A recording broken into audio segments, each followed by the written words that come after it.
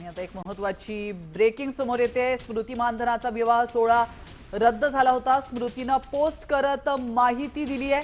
आपण पाहतोय अतिशय महत्त्वाची बातमी, स्मृती मानधनाचा विवाह सोहळा हा रद्द झालेला आहे।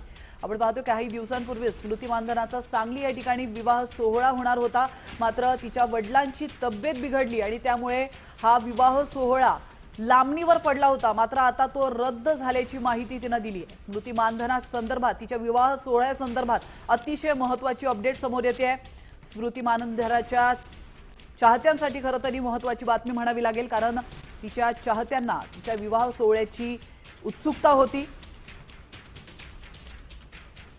याविषयी अधिक माहिती देण्यासाठी आपले प्रतिनिधी प्रमोद उगले आपल्या सोबत जोडले गेले आहेत। प्रमोद, आपण पाहतोय स्मृती मानधनाचा विवाह सोहळा हा आधी लांबणीवर पडला होता, मात्र आता तो रद्द झाल्याची माहिती समोर येते। नेमकं काय कारण आहे? नक्कीच गेल्या काही दिवसांपासून स्मृती मानधनाचा विवाह सोहळा हा चर्चेचा विषय होता। सोशल मीडियावर देखील या विवाहाची चर्चा होती। अगदी हळदी मेहंदी संगीत इतकं फंक्शन होऊनही स्मृतीच्या वडिलांची अचानक तब्येत बिघडली आणि त्यानंतर हा विवाह सोहळा पुढे ढकलला गेला असं स्मृती आणि तिच्या परिवाराकडून जाहीर करण्यात आलं होतं। आणि त्यानंतर आज स्मृती मानधनाने ऑफिशियल तिच्या इंस्टाग्राम स्टोरीला अशी माहिती टाकलेली आहे की मला आता हे कुठेतरी थांबवायचंय आणि हा जो विवाह सोहळा होता हा रद्द करण्यात आलाय अशी माहिती स्मृतीने तिच्या इंस्टाग्रामवरून तिच्या चाहत्यांना दिली आहे।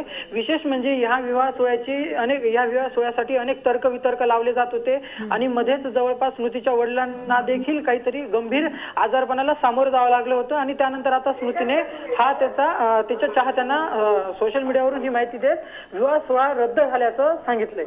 नक्कीच धन्यवाद प्रमोद, तुम्ही दिलेल्या महत्त्वपूर्ण माहितीबद्दल। आपण पाहतोय अखेर स्मृती मानधनाकडून या प्रकरणाला पूर्ण विराम देण्यात आलेला आहे, कारण आपलं लग्न आता रद्द झालंय असं तिने अधिकृत पोस्टद्वारे जाहीर केलं आहे।